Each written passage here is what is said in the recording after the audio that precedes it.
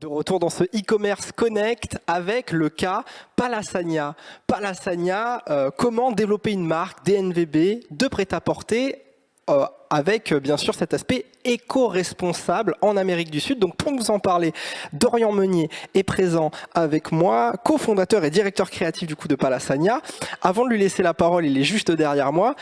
J'aimerais vous dire que vous avez toujours un chat mis à votre disposition. On pense à vous ici depuis les salons Hoche, depuis cette salle Trocadéro.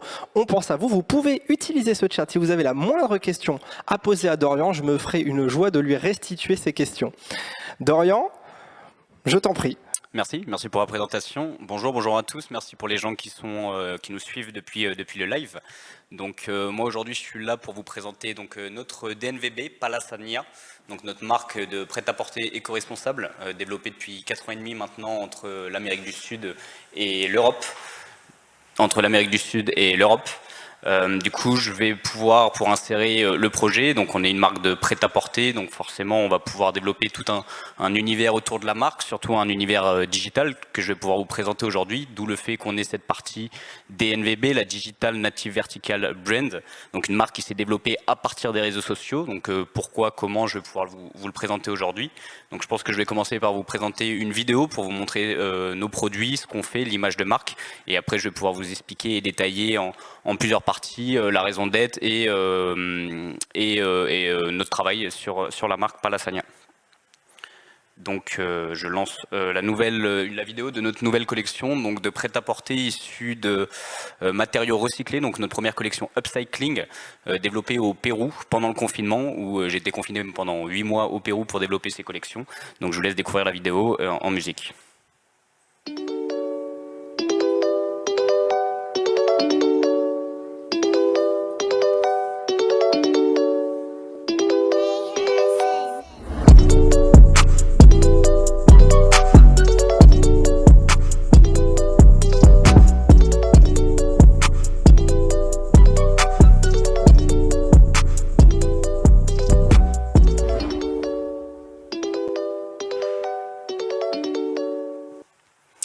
Voilà la petite vidéo, bienvenue chez Palasagna. Donc je vais vous insérer ma thématique du jour qui va être le développement d'une marque de prêt-à-porter éco-responsable, une DNVB développée entre l'Amérique du Sud et l'Europe. Donc aujourd'hui, ce que vous avez pu voir à l'image, ce sont des produits qui sont entièrement issus d'une agriculture biologique et certifiée au Pérou, donc des produits qui sont issus d'une matière naturelle au Pérou, que je vais venir vous présenter en 3 grandes parties sur ma présentation d'aujourd'hui. Donc je vais pouvoir parler directement de mon parcours, comment j'en suis arrivé à Palasagna, puisqu'il y a une logique dans cette histoire, comment on a créé cette histoire de marque, le storytelling de la marque, le business model et comment on a finalement fait le choix de la création d'une DNVB et comment nous on évolue au travers de l'écosystème digital de la marque et comment on travaille aujourd'hui nous principalement sur les réseaux sociaux. En deuxième partie, on va directement parler de la marque, donc la raison d'être, l'ADN, la culture d'entreprise et de notre petite marque de prêt-à-porter. À noter qu'on est une structure lancée en 2018, donc on a 2 ans, bientôt 2 ans et demi d'activité sur la marque et quasi 4 ans et demi de développement projet, donc entre l'Amérique du Sud et l'Europe, pour notamment la partie développement produit que je vous présenterai dans cette deuxième partie. Et enfin, je terminerai en conclusion sur les différents projets en cours, notamment au travers de notre projet RSE. Donc on a un programme de reforestation en Amazonie, on est en collaboration avec une superbe ONG en Amazonie, donc on finance des parcelles de terrain. Je vous expliquerai et je vous montrerai 2-3 vidéos de nos actions sur place qui j'espère vous feront voyager avec Palasagna. Et on va rentrer juste après sur une partie un peu plus technique, une partie qui me passionne. On va parler un peu de l'univers digital un peu plus poussé. On va parler blockchain, on va parler de passeport NFT. Donc c'est des projets qu'on développe nous en interne au niveau de la marque et qu'on essaye de créer un peu un lien entre le développement durable, le prêt-à-porter éco-responsable et le développement digital numérique. Comment associer ces 2 parties-là. Et enfin, je vais conclure un peu sur une ouverture, quel avenir pour le retail et la place de Palasagna dans ce développement futur du retail au travers du développement digital notamment.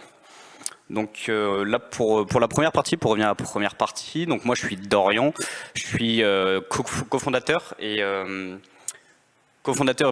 directeur créatif de Palasagna. Donc Palasania, ça va être l'histoire de deux entrepreneurs, deux amis d'enfance. Au départ, moi, j'ai vécu expatrié, donc assez jeune, à Madrid, capitale espagnole, dans lequel je vivais dans le quartier de Malasaña, le quartier historique, le quartier artistique de la capitale espagnole, où à ce moment-là, mon associé vivait en région parisienne. Donc l'entité de la marque Palasania est née du From Paris to Malasaña, qui va être vraiment ces deux entités majeures où vous allez comprendre après le développement d'entreprise, le développement de la marque, de l'image de marque, notamment du logo et la raison d'être de Palasania que je vais venir vous détailler. Les missions au sein de la marque. Donc moi aujourd'hui, je vais être en charge principalement de beaucoup de casquettes. Comme beaucoup d'entrepreneurs, on va pouvoir travailler sur tous les aspects de son entreprise. Donc moi, ce qui me passionne réellement aujourd'hui, ça va être vraiment la partie sourcing, développement produit. Donc ça va faire plus d'1 an et demi que je vis et travaille au Pérou directement sur le terrain avec nos ateliers, nos fournisseurs, pour vraiment proposer un modèle aujourd'hui qui soit cohérent, un modèle qui retrace en fait le commerce équitable, comment développer des produits issus d'une agriculture biologique au Pérou, en Amérique du Sud. Pourquoi le Pérou ? Je vais être en charge également de la partie des relations avec les fournisseurs, avec les différents partenaires de tout cet écosystème d'acteurs impliqués, en tout cas nous autour de Palasania, que ce soit en Amérique du Sud, en France et en Europe aujourd'hui. Et enfin, je vais surtout gérer vraiment cette partie commerciale de la marque, puisque d'expérience, quand je suis d'expérience commerciale, j'étais dans le milieu des startups au départ. Donc voilà, toutes ces casquettes m'ont permis d'arriver aujourd'hui à différentes missions au sein de la marque et finalement toucher à tout et qui me permet d'avoir des journées plutôt rythmées. Donc, l'histoire de la marque, on va parler de Palasania, on va parler voyage, on va parler Amérique du Sud, donc et storytelling, le storytelling qui est un peu cette raison d'être de beaucoup de marques, que ce soit dans le prêt-à-porter ou différents secteurs d'activité. Aujourd'hui, il faut justifier d'un storytelling pour pouvoir vendre son produit, pour pouvoir vendre son image. Donc nous, on a vraiment fait le choix au départ de se concentrer avant même de penser produit. On a voulu penser image de marque, on a voulu penser culture d'entreprise, on a voulu impliquer en fait une communauté dans tout le développement de la marque. Donc c'est pourquoi avec mon associé et meilleur ami d'enfance, on s'était lancé dans une aventure assez particulière. Le choix était de partir faire une étude de marché complète en Amérique du Sud à la recherche d'un sourcing, d'une innovation, d'une matière première. Donc on a voyagé pendant plus de 7 mois en Amérique du Sud, du Mexique jusqu'en Bolivie, en moyenne 2 mois, 2 mois et demi par pays traversé, Mexique, Panama, Costa Rica, Colombie, jusqu'à ce qu'on pendant tout ce voyage, on s'est renseigné, on a découvert un savoir-faire, on cherchait vraiment une culture atemporelle, une culture hors du temps qu'on a trouvée sur l'Amérique du Sud. Parce qu'il y a vraiment toute cette entité, c'est le premier berceau textile au monde, notamment l'Empire Inca, l'Empire Maya. Il y a énormément de traces textiles, c'est les premières traces textiles qui ont été retrouvées au monde. Donc on s'est tout de suite passionné en tout cas pour cette culture qu'on avait sur l'Amérique du Sud. Mais au bout de 7 mois de voyage, on n'avait toujours pas trouvé notre raison de travailler. On n'avait toujours pas trouvé ce filon, je dirais, cette valeur ajoutée que nous, on aurait pu vendre en Europe avec un axe de différenciation, jusqu'à ce qu'on entende parler du coton Pima. Le coton de Pima, qui est une variété de coton qu'on trouve qu'au Pérou. Et donc à ce moment-là, quand on avait entendu parler du coton de Pima, on vivait à Medellín, en Colombie, et on était toujours en Colombie. En Colombie, on s'était rendu compte qu'il y avait une main-d'œuvre dans le textile, mais on n'avait toujours pas cette matière première. Et nous, l'entité même de Palasania, c'était d'avoir un modèle cohérent et une maîtrise complète d'une chaîne de valeur. Donc on ne pouvait pas travailler en Colombie, on n'avait pas encore toutes les pièces à notre puzzle. Donc on s'est dit, ok, on va s'installer au Pérou, on va développer une marque de prêt-à-porter, un modèle, quelque chose d'assez nouveau. Mais pour arriver au Pérou, on a fait le choix de traverser l'Amazonie. Donc on a entrepris un voyage de plus d'1 mois sur l'Amazonie. Pourquoi je précise toutes ces étapes du voyage, puisque ça nous a permis en fait de développer tous les choix qu'on a fait sur l'entreprise par la suite, notamment ce programme de reforestation en Amazonie où j'y reviendrai un peu plus tard. Donc voilà, on arrive au Pérou après 1 mois de traversée de l'Amazonie, donc un voyage où on s'est vraiment reconnecté avec les choses, avec la nature, avec l'environnement, quelque chose qui aujourd'hui sont les piliers, l'ADN de la marque, en tout cas la nature, l'environnement, l'Amazonie notamment. Et donc au Pérou, on s'est installé pendant plus de 7 mois à développer tout un modèle. On a trouvé ce coton Pima, on a trouvé un fournisseur de coton Pima. Donc où j'y reviendrai juste après d'ailleurs, où je vais pouvoir développer les matières premières. Donc on aime bien dire qu'aujourd'hui on est une marque qui est née hors des sentiers battus, puisqu'on a vraiment pris le temps de connaître un marché, de connaître, d'identifier en tout cas toutes les étapes clés à la création d'un produit, toutes les étapes clés d'une chaîne de valeur. Qui sont les différents acteurs d'une chaîne de valeur? On a pris quasi un an pour se renseigner, pour étudier le marché, pour comprendre et pour trouver surtout des partenaires que je vais vous présenter juste après. Donc ça a été l'histoire de la marque pour Palasagna et tout le storytelling qu'on a raconté pendant un peu plus de 8 mois. Et j'ai oublié de préciser justement un point assez important où j'en viens tout de suite. On est arrivé sur la création d'une DNVB, donc comme vous le savez pour la plupart sur ce rendez-vous, on est sur le e-commerce connect, on parle de DNVB, on parle de Digital Native Vertical Brand, c'est des marques où le concept digital de la marque digitale ou digitalisée. Donc nous, au départ, on venait de l'audiovisuel, on était assez bon là-dedans, on faisait du drone, de la photo, on faisait de la création de contenu avant toute chose.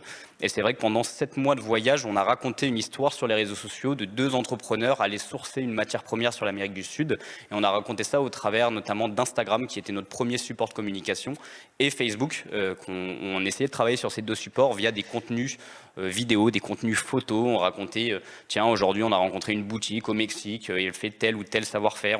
On a essayé vraiment d'être transparent sur tout ce qu'on faisait, et parce qu'on trouvait ça chouette, surtout d'éditer du contenu. On avait un fil directeur sur ce voyage qui nous ont permis d'arriver à créer une communauté, à créer une fanbase, et en fait de pouvoir avoir au départ déjà un premier, une communauté finalement derrière la marque.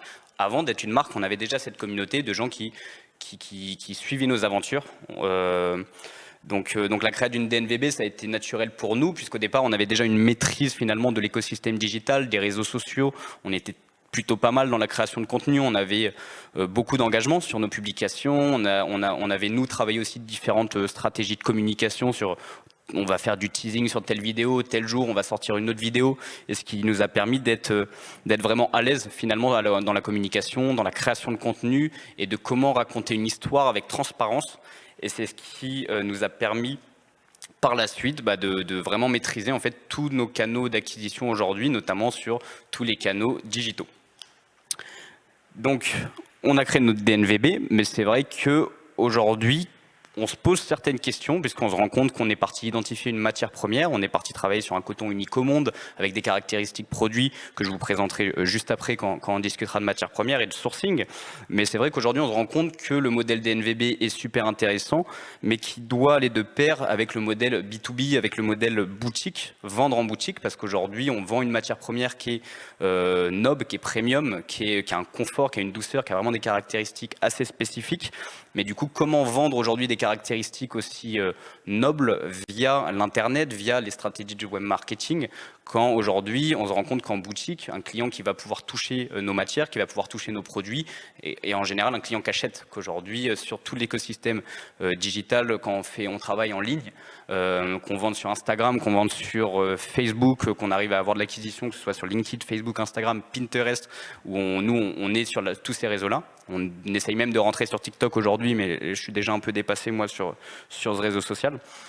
Donc voilà, aujourd'hui c'est des questions qu'on se pose. On a créé une DNVB au départ. Aujourd'hui, moi j'aimerais tendre vers un marché qui soit beaucoup plus un marché B2B pour trouver un équilibre finalement dans ces 2 systèmes de vente, qu'on vende autant en ligne et autant en boutique. Donc trouver un 50-50, maintenant il va falloir bosser tout l'aspect commercial de la marque. Mais en tout cas, l'avantage de Palasagna, c'est qu'on est parti au départ avec une communauté de 6 à 8 000 personnes qui suivaient la marque, avec un taux d'engagement qui était plutôt bon au départ sur toutes nos créas de contenu, et voilà, qui nous a permis de nous lancer, nous, en crowdfunding, donc une première levée de fonds qu'on a réalisée à la suite de ce voyage, donc à la suite de nos 1 an et demi d'études, de voyage, de prototypage. On est revenu avec une collection qu'on a proposée au crowdfunding donc en 2019, et on a ensuite fait 2 crowdfunding ces 2 dernières années pour 2 levées de fonds d'un peu moins de 23 000 € qui nous ont permis de financer en fait tout le développement d'entreprise.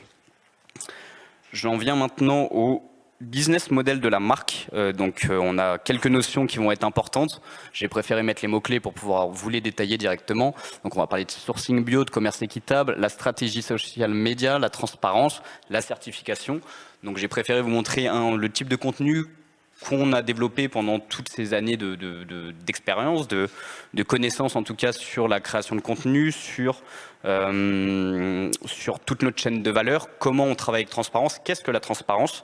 Donc je vais vous montrer une vidéo qu'aujourd'hui on utilise par exemple pour nous faire des pubs en ligne, sur des pubs qui sont pour moi authentiques et belles. Donc je vous montre ça de suite. S'il y a du son. On n'a pas le son? Le son là? Je peux la remettre. Excusez-moi à nos auditeurs live. On a le son? Ouais? Voilà. Plus sympa.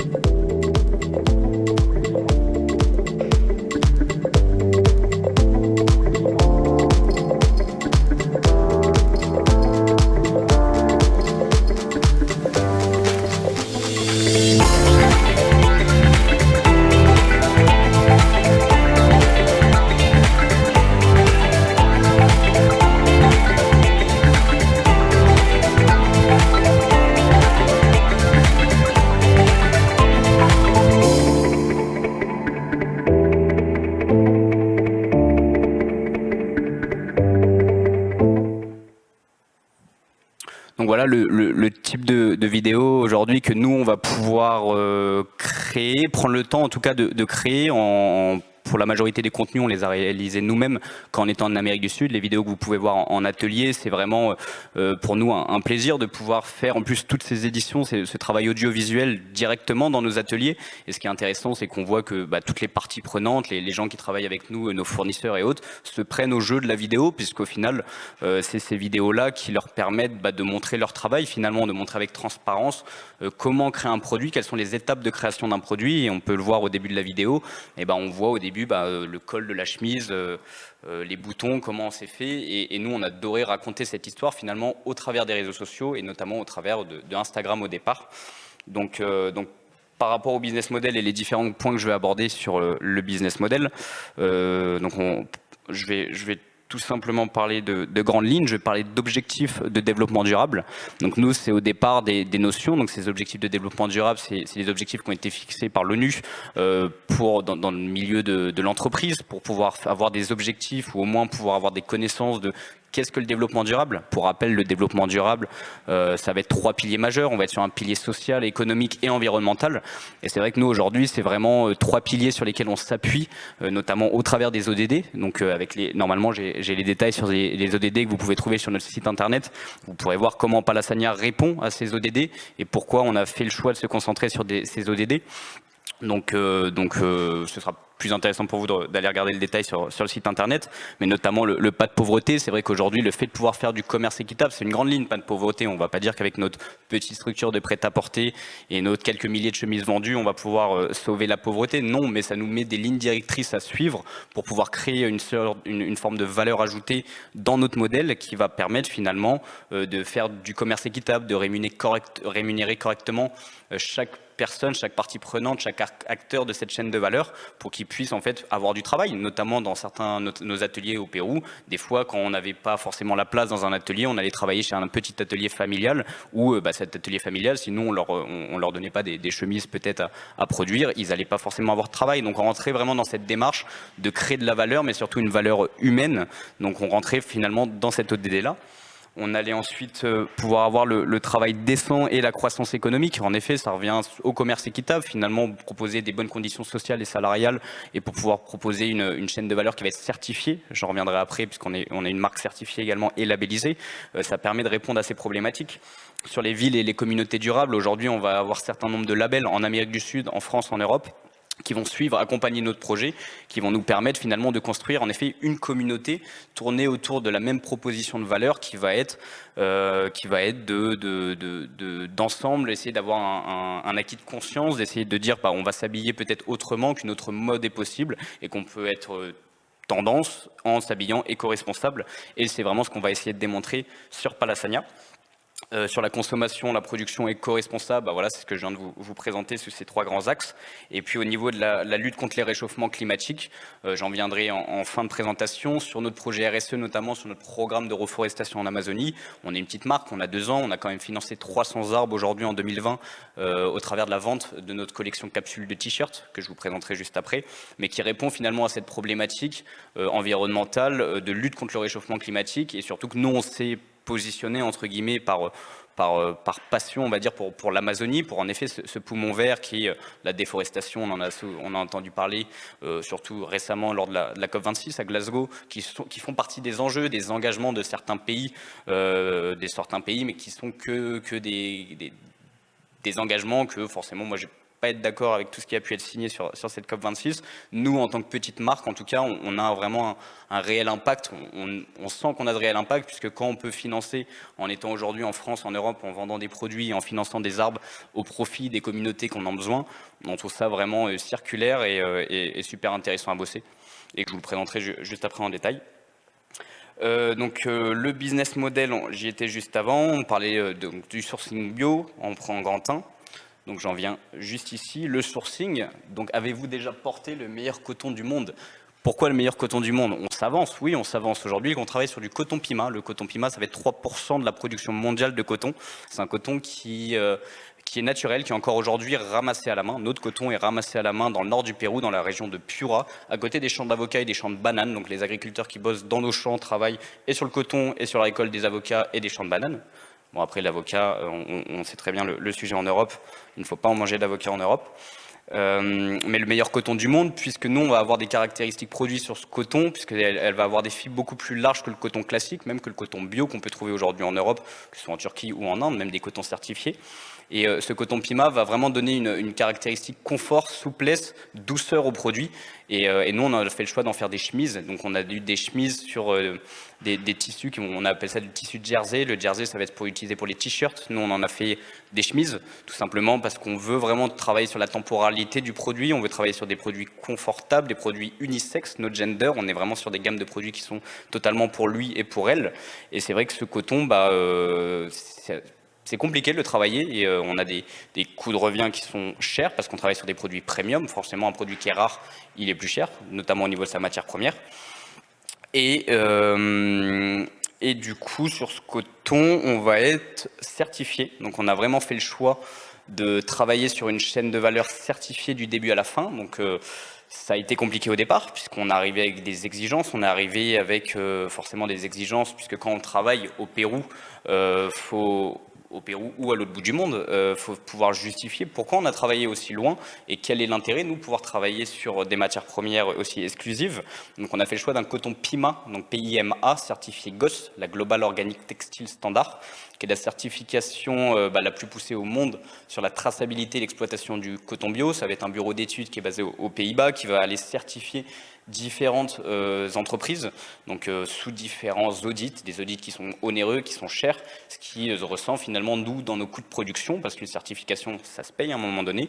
Donc les fournisseurs avec qui on travaille, nous on a vraiment fait le choix de travailler avec des fournisseurs qui vont être certifiés du début à la fin de cette chaîne de valeur. Donc on va travailler avec un atelier aussi de production dans la banlieue de Lima, donc qui va être certifié commerce équitable. Et le plus intéressant dans cette histoire, c'est qu'on va être le seul client européen, notamment européen et français, de cet atelier de production au Pérou, qui travaillait déjà avec des fournisseurs avec des clients aux États-Unis, au Brésil.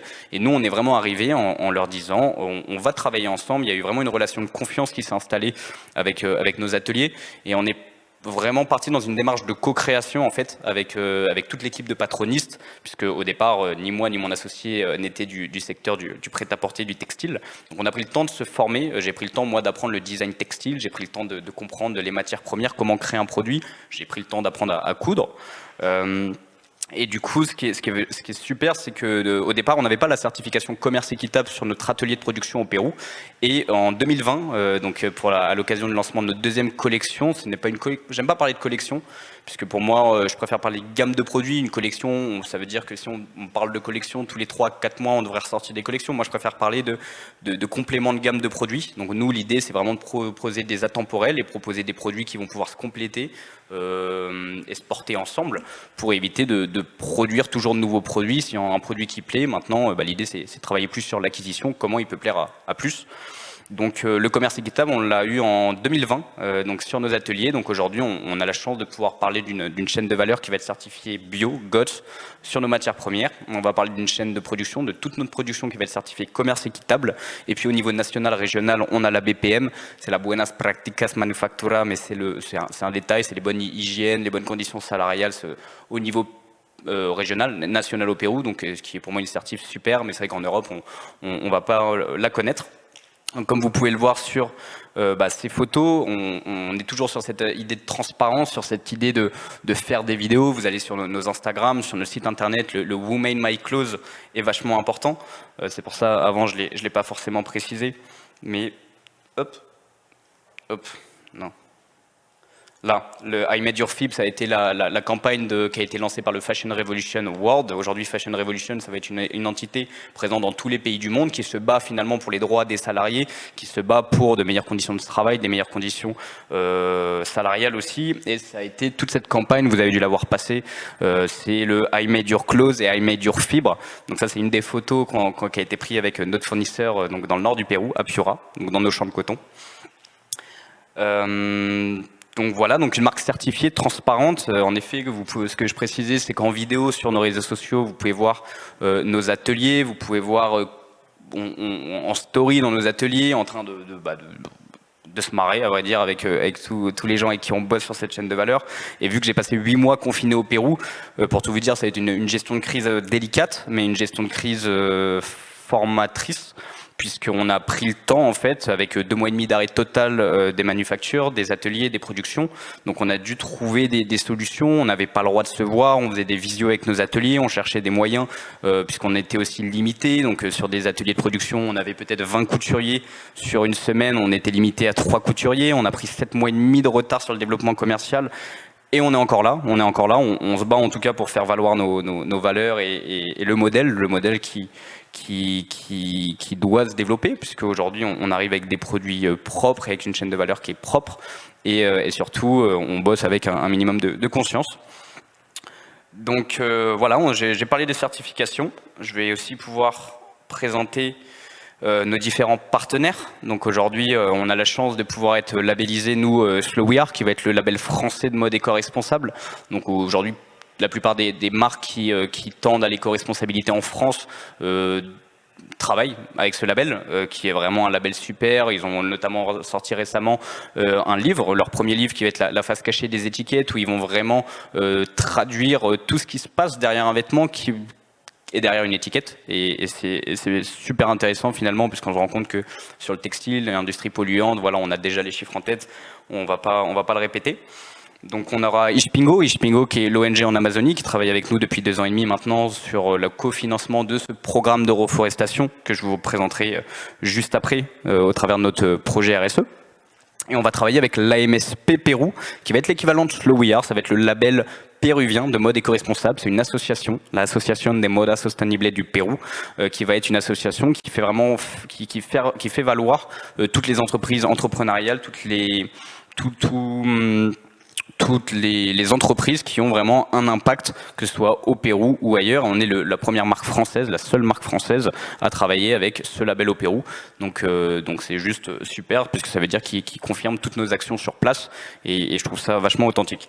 Et puis on va travailler également avec l'Economia Verde, donc ça va être un dernier label plus connu au niveau régional, donc en Amérique du Sud, qui va garantir que on fait partie d'une entreprise à impact durable et qui va labelliser en général que des entreprises locales, et on est la seule entreprise française, encore une fois, à faire partie de l'Economia Verde du Pérou et d'Amérique du Sud, donc qui justifie que nos actions sur place ont vraiment un impact social, économique et environnemental positif. Donc voilà, vous pouvez voir sur les photos, donc ça a été les différents partenariats qui ont été développés ces 2-3 dernières années, avec notamment du B2B, des boutiques. On peut voir en haut à droite le Arbold Shop de Madrid, chez qui on est rentré il y a à peine 2 semaines. On s'est rencontrés au Wooznext, salon international de mode. Et pour la belle histoire, c'est que j'ai vécu donc 2 ans et demi, 3 ans à Madrid, donc dans le quartier de Malasaña, qui a été les inspirations pour la marque. C'était une boutique sur laquelle j'allais m'habiller, un concept store super sympa, super branché, assez branché écolo aussi. Et aujourd'hui, on travaille ensemble, donc c'est vraiment un plaisir quasi 6 ans après, un peu plus, même 7 ans après, de pouvoir travailler avec des boutiques sur lesquelles, à l'époque, je m'inspirais de tous ces créateurs que je voyais en boutique. On va avoir le Biversa qui va être le premier concept store éco-responsable du Pérou, avec lequel on est en train d'organiser dès la semaine prochaine un showroom de vente à Bogota, donc un concept store de vente au Pérou qui se développe sur l'Amérique du Sud et qui porte nos valeurs de notre entreprise française au Pérou et en Amérique du Sud. Donc c'est juste un super partenaire. On va avoir le dressing responsable au Canal Saint-Martin, donc à Paris, qui est une super boutique qui va vendre que des produits issus d'une agriculture biologique ou certifiée. Et puis on va voir voilà tous ces différents acteurs. Le premier stand commercial du Pérou au milieu, où on travaille également en centre commercial, et là c'est vachement intéressant de montrer qu'autour que toutes ces grandes anciennes, déjà présentes dans tous les centres commerciaux au monde, on peut aujourd'hui trouver du Palasagna. C'est le seul, mais on espère que plus tard on pourra vendre du Palasagna dans plus de centres commerciaux. Ce sera les objectifs en 2022. Et puis on va avoir une super boutique aussi, rue Rangoli, que je souligne, qui est notre première boutique partenaire à Paris, la première boutique qui s'est lancée avec nous dans l'aventure. Et c'est une boutique qui ne fait pas de textile, qui fait simplement des produits de déco, d'art déco, qui vont être issus de projets, que ce soit sociaux, environnementaux, ou avec un fort impact et une forte valeur ajoutée. Donc une boutique upcycling, 100% upcycling, et sur laquelle on va vendre nos produits parce qu'elle valorise vraiment plus l'histoire des produits, et c'est chouette de pouvoir travailler avec différents partenaires qui sont impliqués dans tous ces engagements-là. On aura la Maison du Pérou à Bordeaux aussi, qui est une boutique du Pérou, qui va vendre du produit du Pérou et qui a tout de suite accroché en tout cas avec notre proposition de valeur, et pouvoir montrer en effet tous les savoir-faire que nous on essaye de créer en co-création via une tendance, via un style européen co-créé avec le Pérou. Donc l'idée c'est vraiment de se positionner sur un pont entre l'Amérique du Sud et l'Europe, et pour pouvoir devenir une marque éco-responsable sur les deux pôles. Donc voilà, je vous ai présenté nos labels, nos certifications. Quelle heure j'ai? 33 minutes, il faudra que j'accélère.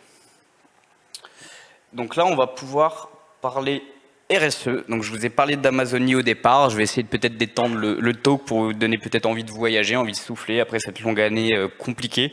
Donc nous, la RSE chez Palasagna, c'est vraiment quelque chose d'authentique, quelque chose d'impliqué. J'ai passé 2 mois de ma vie aujourd'hui moi en Amazonie, dont 1 mois passé avec notre partenaire Ishpingo, donc passé à découvrir l'agroforesterie, à découvrir comment planter des arbres, comment travailler en Équateur, du coup cette fois dans l'Amazonie équatorienne, dans la zone de Tena, dans le nord de l'Amazonie, le point le plus au nord de l'Amazonie.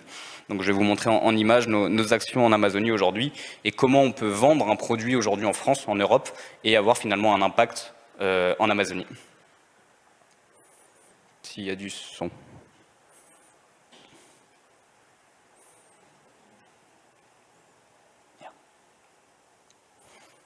Non, c'est moi.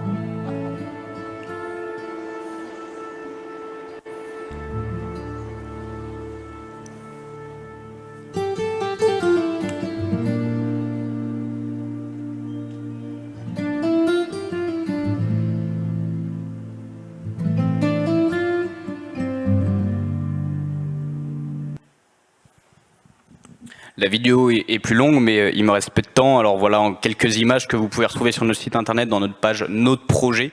Donc c'est vraiment, on est une des premières marques, en tout cas françaises, engagées aujourd'hui pour la refo en Amazonie. Donc rapidement, puisque j'aimerais garder mon point, ma conclusion, qui est un peu plus sur d'autres sujets.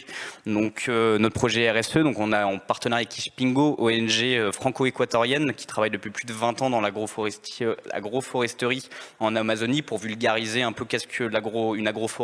Une agroforêt, ça va être comme un système de permaculture, peut-être qui parle à plus de monde, au niveau de la forêt. Donc comment planter des arbres dans une forêt pour que on développe au maximum tout l'écosystème et que ce soit un écosystème régénérateur au niveau de la forêt, comme on peut avoir dans son potager. En grande ligne, j'espère que c'était clair. Donc notre programme Robinswood, on l'a mis en place sur une co-création, encore une fois, avec cette ONG, sur 2 t-shirts. Donc le t-shirt T-Wood, que vous avez pu voir juste avant. À gauche, on aura un blanc, on aura un noir avec le logo en pouce d'arbre que vous avez vu en fin de vidéo. Donc ça va être un partenariat en effet engagé, un partenariat transparent, puisqu'on travaille vraiment au profit des communautés locales Kichwa, donc dans le nord de l'Équateur. Et puis voilà, un projet social, environnemental. Encore une fois, chez Palassania, on essaye de respecter ces 3 piliers du développement durable, qui soient aussi environnemental, social et économique, puisque là-bas, en plantant, en finançant des parcelles de terrain, on permet aux communautés de devenir autonomes là-bas sur, notamment, on plante nous des arbres fruitiers. Sur les 300 premiers arbres plantés, c'était des arbres fruitiers. Voilà, on va quitter l'Amazonie, on va arriver dans des termes un peu plus technique intéressant. Pourquoi Palassania est une DNVB également? Pourquoi Palassania travaille au travers d'un écosystème digital?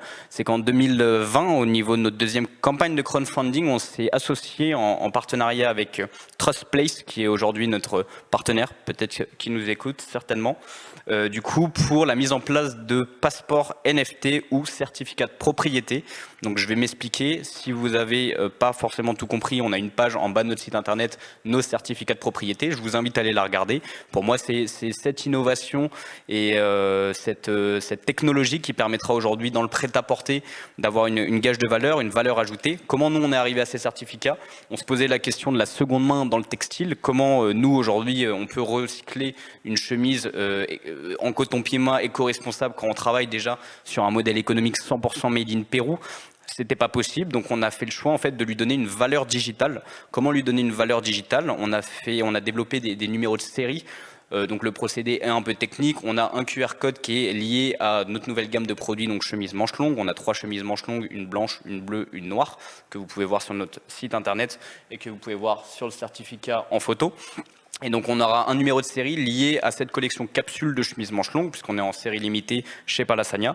Et du coup, chaque chemise qui va être vendue va venir avec son passeport NFT, son certificat de propriété qui va lui donner, comme vous pouvez le voir en image, donc les certifications de produit, la description du produit, d'où il vient, l'histoire et la provenance. Et ce sera un passeport en fait infalsifiable, un passeport qui accompagnera votre produit tout au long de sa durée de vie, dès votre achat en boutique, parce que pour l'instant on ne l'a pas encore mis en place, puisque forcément l'année a été compliquée, il a fallu se centrer plus sur notre savoir-faire, sur notre pilier, le commerce équitable au Pérou, mais ça c'est des projets qu'on espère tendre à l'avenir avec notre partenaire TrustPlace, puisque ça va nous permettre en fait d'avoir une réelle valeur numérique sur nos produits, et surtout de connaître nos clients, comment ça marche. Aujourd'hui on se développe peut-être sur un réseau de distribution, on espère à terme développer beaucoup plus notre réseau de distribution en France, en Europe et ailleurs. Donc ce sera pour pouvoir identifier quel va être notre client, comment le client va acheter en boutique. Il pourra, avec un QR code, le vendeur va pouvoir... Je suis bon au niveau temps? 2-3 minutes? Il faudra que je boucle alors. Donc on va pouvoir créer en fait le certificat dès l'achat du client, et nous on va pouvoir en fait connaître l'identité de notre client directement à l'achat jusqu'à en fait la revente de notre chemise, où le client va pouvoir vendre sa chemise avec son certificat de propriété pour ainsi toujours garder une valeur dans nos produits qui ont déjà une forte valeur ajoutée au niveau de leur certification. Je vais rester sur j'avais 2 conclusions, donc je vais rester sur la dernière, peut-être plus simple en 2 minutes. Quel avenir pour Palassania? Donc aujourd'hui, nous, on sort d'une période compliquée, un secteur qui a du mal à se relever. On a une marque quand même de prêt-à-porter éco-responsable. On a dû justifier forcément de prix plus ou moins élevés, mais toujours accessibles, parce que ça a été vraiment le choix de la marque de proposer des prix certifiés de produits de qualité et d'une chaîne de valeur complète. Du coup, l'avenir de Palassania, on espère à moyen long terme pouvoir trouver des fonds, des financements, puisqu'aujourd'hui, forcément, après cette longue pandémie, on a une trésor aujourd'hui qui est compliquée, donc on cherche des investisseurs pour la suite. Donc on cherche à pouvoir avancer plus vite, à créer une équipe. Aujourd'hui, on va être plus que 3 sur le projet, donc on aimerait avancer, avoir surtout des fonds qui nous permettraient de faire valoir encore plus nos convictions et de développer surtout des produits qui ont du sens et un impact positif sur la planète. Et donc pour ceux que ça intéresse, on va lancer à partir de demain notre opération Fair Friday pendant 10 jours, donc jusqu'à la fin du mois. Donc vous pourrez avoir, en tout cas jusqu'à ce week-end, 15% sur nos produits avec votre code e-commerce connect. Donc ceux en ligne ou en physique, vous pouvez prendre le photo e-commerce connect pour pouvoir découvrir nos cotons Pima, pour pouvoir découvrir nos valeurs, nos certifications et la marque. Et puis bienvenue et merci pour votre écoute. Merci. On a le temps pour une question, si vous avez une question. Bon, moi, j'en ai une petite alors, si jamais. je donne la mienne. Parce que on a parlé de vente, j'ai cru comprendre, là-bas, sur place. Ça représente quoi du coup par rapport aux ventes globales? Enfin, je veux dire, par rapport au marché français? Ouais, donc nous on va être à 90% sur les ventes en ligne aujourd'hui. Donc les ventes sur place, on est en boutique sur place, c'est une minorité, c'est simplement voilà, des produits qui sont positionnés en concept store, surtout pour une démarche de notoriété, de visibilité sur le Pérou, pour pouvoir tester le marché surtout, puisque là-bas on fait finalement du local, puisqu'on fait du made in Pérou.